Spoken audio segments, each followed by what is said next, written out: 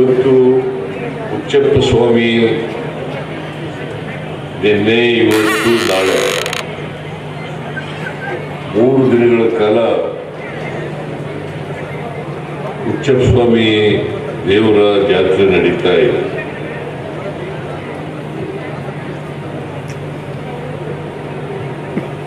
ಸುಮಾರು 39 ವರ್ಷಗಳ ನಂತರ ಈ ಜಾತ್ರೆ ನಡೀತಾ ಇದೆ. ನಾನು ಕೇಳಿದೆ, ದೇವಸ್ಥಾನದ ಒಳಗಡೆ ಹೋಗಿದ್ದೆ ದೇವರ ದರ್ಶನ ಮಾಡಲಿಕ್ಕೆ.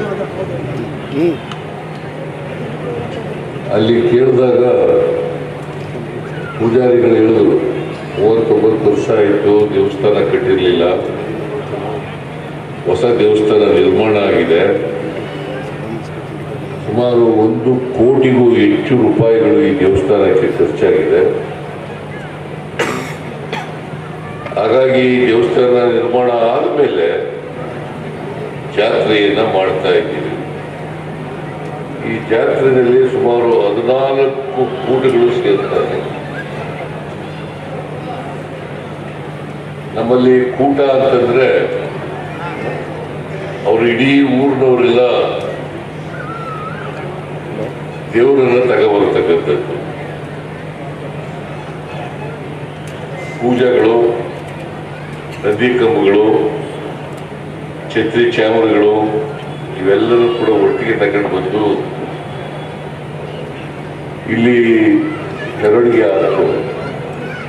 ನಮ್ಮೂರಿನಲ್ಲೂ ಕೂಡ 2 ವರ್ಷಕ್ಕೆ 3 ವರ್ಷಕ್ಕೆ ತಾಯೂರು ಜಾತ್ರೆ ಅಂತ ನಡೆಯುತ್ತೆ.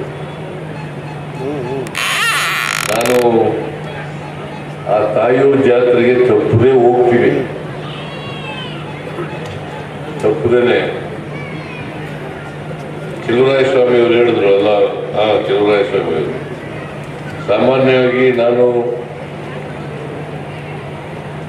ದೇವರುಗಳನ್ನ ಅರಸ್ಕೊಂಡು ಹೋಗೋದಿಲ್ಲ, ಆದರೆ ದೇವಸ್ಥಾನಗಳಿಗೆ ಹೋಗ್ತೀನಿ. ಯಾಕಂತಂದ್ರೆ ಆಷಾಢ ಮೂಟಿತನ ಇರಬಾರ್ದು.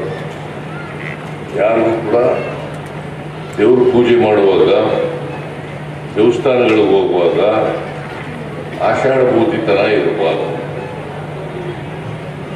ದೇವರುಗಳಿಗೆ ಶ್ರದ್ಧೆಯಿಂದ ಭಕ್ತಿ ಇರಬೇಕು. ಯಾರಿಗೆ ಶ್ರದ್ಧೆ ಇರ್ತದೆ, ಭಕ್ತಿ ಇರ್ತದೆ, ಅವರು ಮಾತ್ರ ದೇವರು ಒಲಿಲಿಕ್ಕೆ ಸಾಧ್ಯ. ಈಗ ನಾವು ಸಮಾಜದಲ್ಲಿ ಮಾಡಬಾರ್ದನ್ನೆಲ್ಲ ಮಾಡಿ ದೇವ್ರ ಪೂಜೆ ಮಾಡಿದ ತಕ್ಷಣವೇ ನಾವು ಮಾಡಿದಂಥ ಕೆಟ್ಟ ಕೆಲಸಗಳೆಲ್ಲ ದೇವ್ರಿಗೆ ಶ್ರಮಿಸ್ಬಿಡ್ತಾನೆ ಅಂತ ಹೇಳೋದಿದೆಯಲ್ಲ, ಅದು ಸರಿ ಇಲ್ಲ. ನಾವು ಕೆಟ್ಟ ಕೆಲಸಗಳನ್ನೇ ಮಾಡಬಾರದು. ಮನುಷ್ಯನನ್ನ ಪ್ರೀತಿಸ್ಬೇಕು.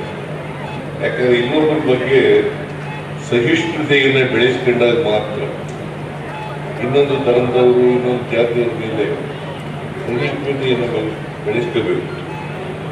ನಾವೆಲ್ಲರೂ ಕೂಡ ಮನುಷ್ಯರಲ್ವಾ. ಜಾತಿ ಆಮೇಲೆ, ಜಾತಿ ನಾವು ಮಾಡೋದಲ್ಲ. ಯಾರ ಪಟ್ಟಭದ್ರ ಹಿತಾಸಕ್ತರು ಸ್ವಾರ್ಥಕ್ಕೋಸ್ಕರ ಜಾತಿ ಮಾಡಕ್ಕೆ ಆಯ್ತು, ಆ ಜಾತಿನಲ್ಲಿ ಹುಟ್ಟಿದೀವಿ, ಆ ಜಾತಿನ ಅಭಿವೃದ್ಧಿಪಡಿಸಿ ಅವ್ರನ್ನ ಸಂಘಟನೆ ಮಾಡಿ ಅವ್ರಿಗೆ ನಾಯಕತ್ವ ಕೊಟ್ಟು ಮುಂಚೂಣಿಗೆ ತಗೊಬರ್ತಕ್ಕಂಥದ್ದಿದೆಯಲ್ಲ, ಮುಖ್ಯವಾಗಿ ತರ್ತಕ್ಕಂಥದ್ದಿಲ್ಲ, ಅದು ಎಲ್ಲರ ಕರ್ತವ್ಯ ಅಂತಕ್ಕಂಥದ್ದನ್ನು ನಾವು ತಿಳ್ಕೋಬೇಕಾಗ್ತದೆ. ಬಾಬಾ ಸಾಹೇಬ್ ಅಂಬೇಡ್ಕರ್ ಅವರು ಒಂದು ಮಾತನ್ನ ಹೇಳಿದ್ದಾರೆ. ಏನಪ್ಪಾ ಅಂತಂದ್ರೆ, ಎಲ್ಲರೂ ವಿದ್ಯಾವಂತರಾಗಬೇಕು. ಸಮಾಜದಲ್ಲಿರ್ತಕ್ಕಂಥ ಎಲ್ಲ ಜಾತಿಯವರು, ಎಲ್ಲ ಧರ್ಮದವರು ಎಲ್ಲರೂ ವಿದ್ಯಾವಂತರಾಗಬೇಕು. ಅವರು ಅದಕ್ಕೆ 3 ಮಂತ್ರಗಳನ್ನ ಶೂದ್ರ ವರ್ಗದ ಜನರಿಗೆ, ಅವಕಾಶಗಳಿಂದ ವಂಚಿತರಾಗಿರ್ತಕ್ಕಂಥ ಜನರಿಗೆ ಹೇಳ್ಕೊಬೇಕಾಗಿದ್ದಾರೆ. ಅದೇನಪ್ಪ ಅಂತಂದ್ರೆ ಶಿಕ್ಷಣ, ಸಂಘಟನೆ ಮತ್ತು ಹೋರಾಟ. ಶಿಕ್ಷಣ, ಸಂಘಟನೆ, ಹೋರಾಟ.